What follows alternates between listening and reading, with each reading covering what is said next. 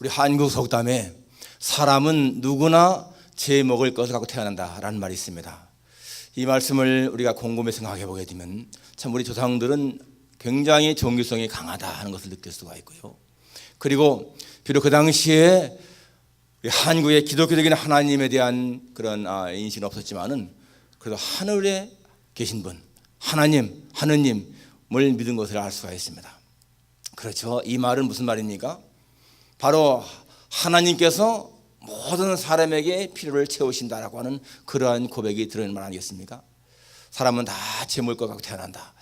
정말 우리가 이렇게 체험할 수 있는 것도 보게 되면은 자녀가 없는 집이든지 혹은 자녀가 서너 있는 집이든지 자녀가 없는 집이 훨씬 더 잘 살아야 할 것 같은데 비슷한 수입 가지고도 살아가는 걸 보게 되면은 다 비슷합니다. 다 사람마다 자기 몫이 있다는 거잖아요. 여러분, 예수 믿는 사람들은 모두가 다 우리 하나님의 은혜로 산다라고 고백하고 있습니다. 하나님의 은혜로 산다. 이 말은 무슨 말입니까? 우리가 살기 위해서 애쓰고 힘쓰고 죽도록 그렇게 일을 해야 사는 것이 아니라 정말 하나님이 모든 걸 예배해 놓으셔서 우리가 살고 있다. 그러한 고백이죠. 출애굽기 16장에 보게 되면 이스라엘 백성들이 애굽에서 나온 지 한 달쯤 되었을 적에 광야에 살 때에 백성들이 먹을 게 없었습니다. 그때 백성들이 그렇게 원망합니다. 우리가 애굽에 있을 때에, 애굽에서 고기가 막 곁에 있을 때에, 모든 걸 배불리 먹던 때에 하나님의 손에 죽었더라면 좋았을 것을, 너희가 우리를 이 광야로 인도해서 우리를 죽게 하는구나 하면서 모세와 아론을 원망합니다. 애굽에 있을 땐 노예 때였습니다. 그런데 그때에 우리가 고기가 막 곁에서 배불리 먹었을 때 죽었으면 좋았겠다. 과거를 이렇게 오히려 동경하면서 원망하죠.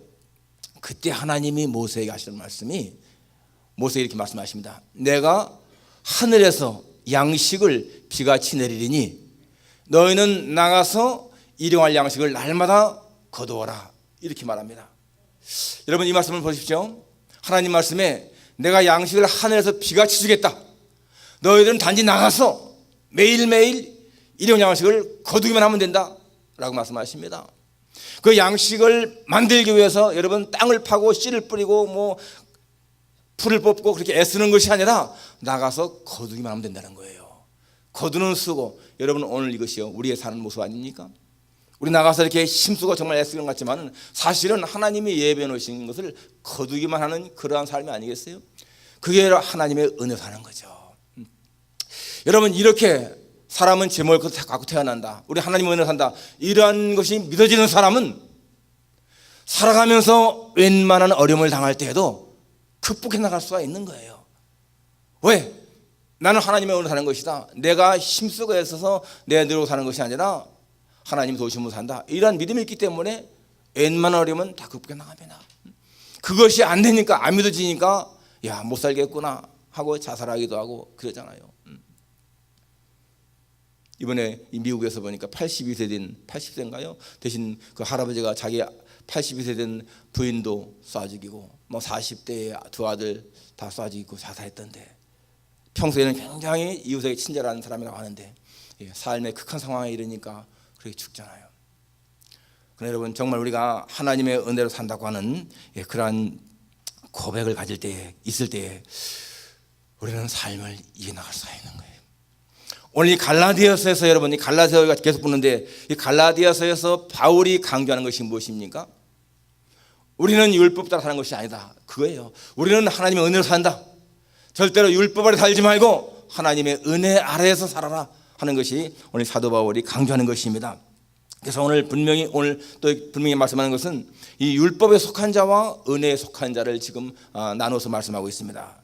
이 은혜에 속한 자와 율법에 속한 자들의 그 결말이 어떻게 된 것인가, 그걸 지금 얘기하는데 여기 두 아들을 얘기하잖아요. 아브라함의 두 아들. 아브라함에게 두 아들이 있었습니다. 하나는 종에게서 난 자고 하갈에서 난 자고, 하나는 약속의 있는 자, 이 사라에서 난 이삭을 지금 말씀하고 있어요. 그런데 26절에 보니까, 24절에 보니까 이것은 비유니 이렇게 말합니다. 비유라고 말씀하고 있어요. 이 구약에 있는 이 사건이 하나의 비유라는 것입니다. 비유라고 하는 것은 그걸 통해서 무엇인가 주는 교훈이 있다는 거예요. 그래서 이 아브라함의 가정의 사건을 갖다가 지금 신약의 입장에서 지금 조명하고 있는 것입니다. 왜 아브라함의 가정에 두 아들이 태어났는가 하는 것을 지금 설명하고 있는 거예요. 예, 사라에게 아들이 없었습니다. 본부인이었는데, 그래서 첫 하가를 얻게 하고 거기에서 이스마엘이 태어나죠. 그런데 나중에 다시 또 이 사라에게서 아들 이삭이 태어납니다. 그것 때문에 문제가 되지 않습니까? 그런데 이것이 단순한 한 가정의 그런 사건이 아니고 이것이 비유다. 하나님이 그걸 통해서 무엇인가 보여주는 교훈이 있다는 것입니다. 그 교훈이 무엇인가 하는 것을 오늘 설명하고 있어요. 오늘 우리는 이 사건을 보면서 이 사도 바울이 해석하는 것이 바로 이 이스마엘이라고 하는 하갈에서 난 그 아들은 그건 육체를 따라 난 자고, 그리고 사라에게서 난 아들 이삭이 바로 약속의 자녀라, 이렇게 말씀하고 있어요. 그러면서 바로 이 육체를 따라 난 자는 쫓김 당하는 자인 것이고, 약속의 자녀가 대를 이어갈 자녀다, 이렇게 말씀하고 있습니다. 여러분, 오늘 우리는 이 본문을 보면서 이 아브라함의 가정사를 한번 생각해 볼 필요가 있습니다. 하나님이 아브라함을 저 갈대아우르에서 부릅니다. 아브라함아, 너는 내 고향을 떠나서 내가 네게 줄 땅으로 가라, 이렇게 말씀하십니다. 그러면서 하나님이 주는 약속이 있어요. 두 가지입니다. 창세기 13장에 보니까 아브라함아, 너는 네가 있는 곳에서 눈을 들어 동서남북을 바라보아라. 눈에 보는 땅을 내가 네게 주겠다. 하나는 땅에 대한 약속입니다. 땅을 주겠다는 약속이고, 또 하나는 자손에 대한 약속입니다. 자손. 네가 하늘의 별을 셀 수 있나 보아라. 내가 네 후손을 그렇게 별처럼 많게, 바다의 모래처럼 많게 주겠다, 그렇게 약속을 해요. 그때의 아브라함이 나이 75세였습니다. 그리고 가나안 땅에 들어오죠. 가나안 땅에 들어오면서 아브라함 생각했을 겁니다. 하나님이 여기에서 이 땅을 내게 주시고 내 자손들이 번성케 하실 것이다. 그런데 여러분, 하나님은 약속하셨는데 세월이 지났는데도 땅 한 평 얻지 못합니다.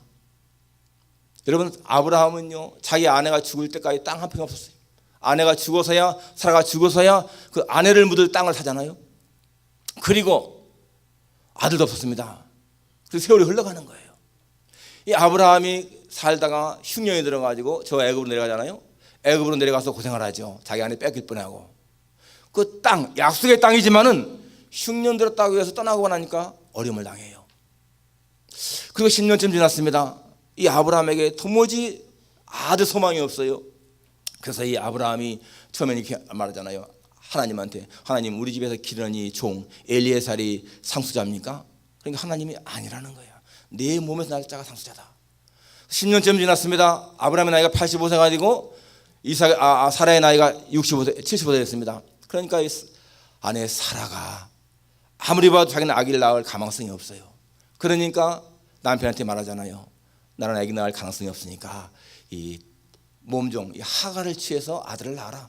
그러면은 그 아들이 우리의 대를 이어갈 자가 되지 않겠느냐. 여러분, 이것이요, 인간적인 방법이죠.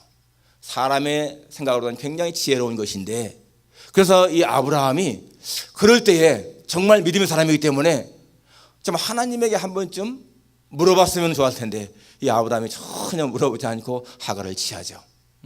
그래서 아들을 낳았습니다. 그런데 그 아들 이스마엘은 하나님이 원하는 자녀가 아들이 아니라는 거예요. 하나님의 뜻은 그것이 아니라는 것입니다. 그리고 나서 나이가 90세가 되었는데 하나님이 그때서 나타나셔서 하시는 말씀이 내년 이맘때쯤에 네 아내 사라가 아들을 낳을 것이다, 그랬습니다. 여러분, 남편이 99세고 아내가 89세인데 그 말이 믿어지겠어요? 그러니까 웃었다고 하지 않습니까? 웃었어요. 하나님 농담하시는가 하고 웃었지 않습니까? 그것이 약속이라는 겁니다. 약속은 지키기에 불가능하게 보이는 것이라 할지라도 되는 것이 약속인 거예요.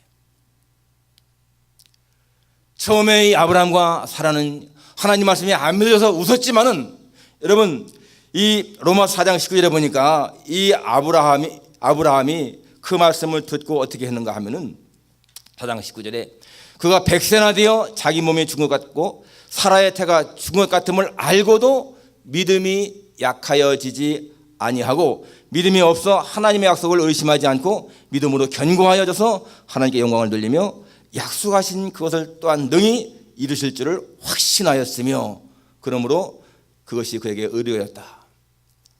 이 아브라함은 나이가 99세일 때에 하나님의 말씀을 듣고 내 몸이 죽은 것 같고 아내 사라의 태가 죽은 것 같으면 알고도 믿음이 약하지 않다는 거예요. 믿었다는 것입니다. 여러분, 이것이 바로 하나님의 약속을 성취한 것이죠. 오늘 이 말씀을 통해서 우리가 붙잡을 수 있는 교훈이 몇 가지 있는데요. 이 아브라함이 하나님의 약속을 처음에 받은 다음에 그 약속을 끝까지 붙들었으면은 흉년이 나도 애굽에 내려갈 이유가 없고, 또 자식 없다고 해서 하갈을 취해서 아들 얻지 않았을 거예요. 그런데 하나님의 약속이 너무나 터무니없어 보이니까 그 약속을 의심했기 때문에 애굽에 내려가서 자기 아내를 빼앗길 뻔하고, 그 다음에 또 하갈을 취해서, 여러분 이 얼마나 많은 고통을 당합니까? 그 이스마엘이 오늘 중동의 조상 아닙니까? 하나님은 분명히 조강지처인이 사례를 통해서 그런 언약을 주셨는데 이 아브라함이 그것을 믿지 않았기 때문에 나중에 이 하갈을 통해서 이스마엘 낳습니다. 그런데 이스마엘은 장자라도 장자 자격이 없는 거예요. 왜? 종의 아들이기 때문에 유업도 없습니다. 나중에 어떻게 됩니까? 이 아들이 이스마엘이 이삭을 희롱하고 자꾸 업신여기니까 이 사라가 또 아브라함에게 말하잖아요. 이 이스마엘과 하갈을 내쫓아라. 이 아브라함에게는 굉장한 고민이었습니다. 그런데 하나님에게 여쭤보니까요, 하나님이 내보내라는 거예요. 내보내라고. 오늘 본문에 나오잖아요. 오늘 30절에도 그러나 성경이 무슨 말을 하느냐? 여종과 그 아들 내쫓아라. 여종의 아들이 자유 있는 여자의 아들과 더불어 유업을 얻지 못하리라. 이렇게 이스마엘은 내쫓김 당합니다. 그래서 이 아브라함이 떡하고 물 한 과립부대를 주면서 나가라고 하죠. 그리고는요, 관계가 끊어지는 거예요. 이 이스마엘은 비록 자기 아버지가 아브라함이지만은 아브라함의 계보에서요 관계가 끊어집니다. 종의 아들이기 때문에 그렇다는 거예요. 자, 그것은 뭐라 말합니까? 오늘 23절에 여종에게서는 육체를 따라 낳고 자유 있는 여자에게서는 약속으로 말미암았다. 이 하갈에게서는 육체를 따라 낳았다. 이것은 하나님과 전혀 관계없이 육체를 따라 인간의 생각으로 낳았다는 것입니다. 하나님의 계획이 절대로 아니라는 거예요. 이스마엘은 인간의 생식 기능을 따라서 난 사람이지만은 여러분 이삭은요, 사라의 생식 기능은 이미 사라졌습니다. 저는 경수가 끊어져 버렸고 낳을 수가 없는 거라는 거예요. 그런 가운데서 낳다는 것입니다. 이것이 뭐예요? 이것이 약속의 아들이라는 것이죠. 자, 이것을 오늘 얘기하면서 이제 24절 이하에 보니까 이것은 비유다. 이 여자들은 두 언약이다. 하나는 시내산으로부터 종을 낳은 하갈이고 하나는 예루살렘 같은 곳인데 그것이 바로 약속하는 여자다. 이 자유자다. 이렇게 말하고 있습니다. 이 하갈과 사라를 말하면서 하갈은 시내산의 율법이고 사라는 예루살렘의 십자가라는 거예요. 여러분 여기서 중요한 교리가 태어나죠. 시내산은 뭘 상징하느냐? 율법을 상징한다. 그리고 예루살렘은 누구를 상징하느냐? 예수님의 십자가를 상징한다. 그래서 이 이스마엘은 시내산의 율법을 상징하기 때문에 율법에 따라 난 자인 것이고, 여기 사라는 이삭은 예루살렘 즉 예수님의 십자가를 상징하는 그 하나님의 언약을 상징하는 것이다 라고 말하고 있습니다. 그래서 여러분 이스마엘의 출생이 비록 아브라함의 실수 때문에 태어났지만은 하나님은 그걸 통해서 복음의 진리를 더 밝히 드러낸다는 것입니다. 굉장히 좀 이해하기 어려운 말씀이지만은 여러분 이것이 바로 우리가 율법의 아래 살지 아니하고 복음 아래에 살아야 할 것을 나타내는 거라는 거예요. 그래서 나중에 이 이스마엘이 아브라함의 후손의 계열에서 완전히 떠나고 그는 종을 사귄다는 것입니다. 그래서 하나님께서 이 율법을 주실 적에 너희가 내 율법을 잘 지키면은 너희는 내 백성이 되고 또 제사장 나라가 되고 거룩한 백성이 된다. 너희가 율법을 못 지키게 되면은 종이 된다. 그랬는데 여러분 그 당시에 바울의 해석이 뭔가 하면은 지금 예루살렘에서 우리가 율법을 지켜야 구원받는다라고 말하는 그 사람들이 바로 지금도 그 율법을 붙들고 있는 종의 모습인 것이고, 너희는 예수를 믿음으로 말미암아서 약속의 자녀다라고 하는 그런 것입니다. 28절 보십시오. 형제들아 너희는 이삭과 같이 약속의 자녀라. 여러분 갈라디아 사람들 이방인들이었습니다.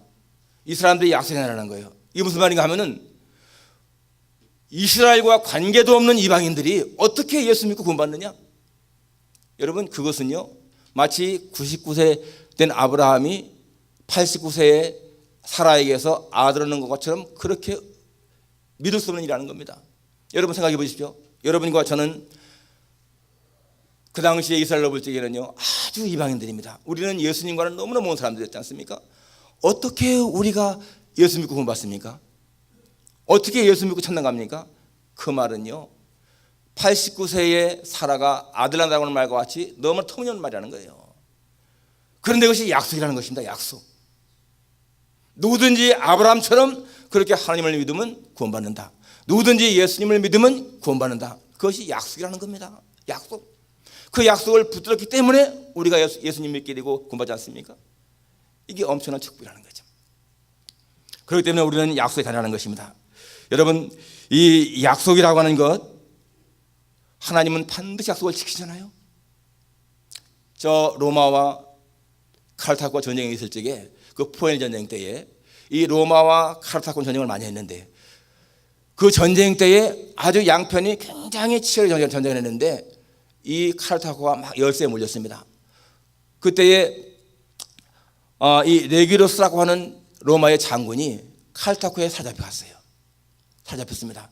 그래서 이 카르타고에서는 이 장군을 죽일까 하다가 이 장군을 이용하자. 그래서 뭘로 이용하려고 했냐면은, 너는 로마에 돌아가서 우리가 화친을 좋아하니까 화친을 하자고 그렇게 좀 해라. 그렇게 사신을 보낸 거예요. 보내면서 뭐라고 했냐면은, 네가 가서 만일에 화친에 성공하면은 안 돌아도 좋다.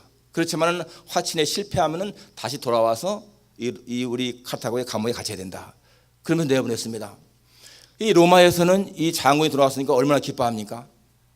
죽은 줄 알았는데 살아왔구나. 그랬는데 이 장군이 로마 황제한테 그렇게 말하죠.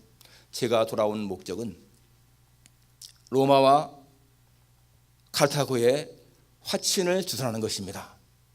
그런데 제가 돌아온 목적은 마지막 제가 조국 로마를 위해서 일할 수 있게 원했습니다. 지금 화친하지 마십시오. 화친하지 않아도 카르타고는 조금만 지나가면 망하게 되어 있습니다. 그렇습니다. 그러니까 이 로마에서는 알겠다고 했는데 이 장군이 뭐라고 하냐면, 전원이 다시 돌아가야 됩니다. 그러는 거예요.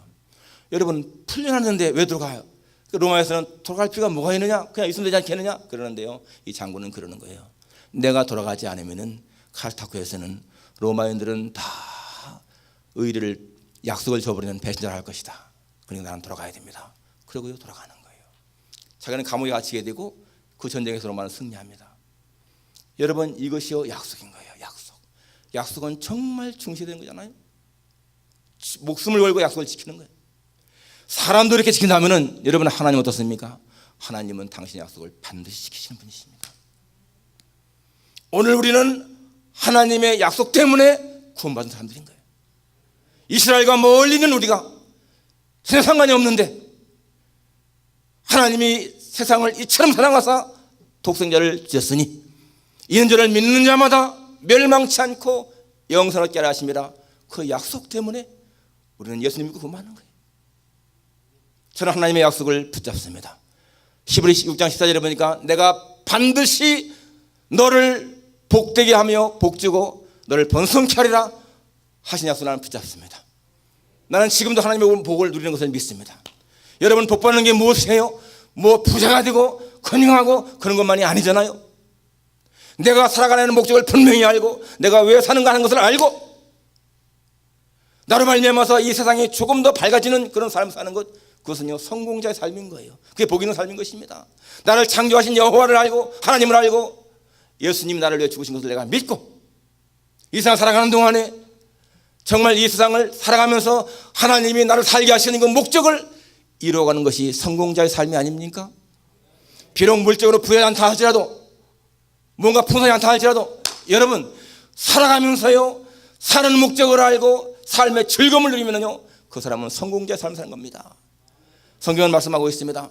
누구든지 예수를 믿는 자는 복을 받는다. 그 복은 물질 복만이 아닌 것입니다. 우리 살아가는 목적은 하나님을 영화롭게 하고 영원토록 그분을 즐거워하는 거라고 했어요. 영원토록 그분을 즐거워하는 것, 그것이요 성공자의 삶인 것입니다. 여러분 오늘 살아가면서요 마음에 즐거움이 없습니까? 없으면요 실패자 삶인 거예요. 살아가면서 기쁨이 있어야 돼요. 즐거움이 있어야 돼요. 사는 보람을 느껴야 돼요. 성경 뭐라고 말합니까? 항상 기뻐하라, 쉬지 말고 기도하라, 범사에 감사하라. 이런 얘기 있잖아요. 한 소녀가 숲길을 걸어가고 있는데 나비 한 마리가 거미줄에 걸려서 발부둥치고 있습니다. 그래서 그 불쌍해서 그 나비를 이렇게 거미줄에서 떼줬습니다. 그러니까 이 나비가 팍 날아가다가는 다시 딱 돌아오는데 천사로 변해서 나를 살려서 고맙습니다. 내가 무엇인가 소원을 말하면 들을 테니까 말씀하십시오. 그래서 이 소녀가 뭐라 하냐면 나를 평생 행복하게 살게 해주십시오. 그러니까 이 천사가요 귀에다가 말하고 소곤소곤 했습니다. 그리고 가버린 거예요. 그런데 정말 이 소녀가 평생을요 행복하게 살아가는 거야. 행복하게 자녀들 잘 되고 나중에 죽음의 자리에 있을 때 사람들이 물어보죠. 천사가 그때 무슨 말을 했는가? 그러니까 다른 말 한 것이 아니고 항상 감사합니다 한 말 하며 살아가라. 항상 하나님의 은혜에 감사합니다 하는 말 하고 살아가라. 그 말이 하는 거예요. 그 말. 여러분 정말 그렇습니다. 여러분이 세상 살아가면서 항상 감사하는 마음 가지고 살고 하나님의 은혜입니다. 하나님의 은혜입니다. 이렇게 고백해 보십시오. 평생을 행복하게 살아갈 수가 있습니다. 하나님의 약속을 붙드십시오. 요한복음 11장에서 하나님 말씀하십니다. 나는 부활이요 생명이니 나를 믿는 자는 죽어도 살겠고 무릇 살아서 믿는 자는 영원히 죽지 아니하리라. 오늘 장로님 기도할 때 인용하셨는데 그렇습니다. 여러분 나는 그 말씀을 분명히 믿습니다. 나는 살아서도 주님 믿기 때문에 행복하고 죽는다 할지라도 천국에 가기 때문에 행복하고 두려움이 없습니다. 하나님의 약속 때문에 내가 너희를 위해서 저수를 예배를 한다. 가서 저수를 예배하면 다시 너희에게로 와서 나 있는 곳에 너희도 있게 하리라. 주님의 약속이잖아요. 성경 속에는 우리를 향하신 하나님의 약속이 너무나 많습니다. 그 약속을 붙잡으면 그 약속이 성취되는 거예요. 우리는요 하나님의 약속이 다닙니다. 절대로 육체를 따라한 자가 아니에요. 육체를 따라 났으면 우리는 율법 아래에 있습니다. 그런데 우리는 약속을 따라 났습니다. 도무지 예수 믿을 수 없는 사람, 구원받을 수 없는 사람들이 약속 때문에 구원받은 거예요. 우리가 약속이라고 하는 이 확신을 가지시고 정말 하나님 은혜 안에서 감사하며 살아가는, 그래서 인생을 행복하게 살아가는 여러분 되시기를 주님의 이름으로 축원합니다. 기도하겠습니다.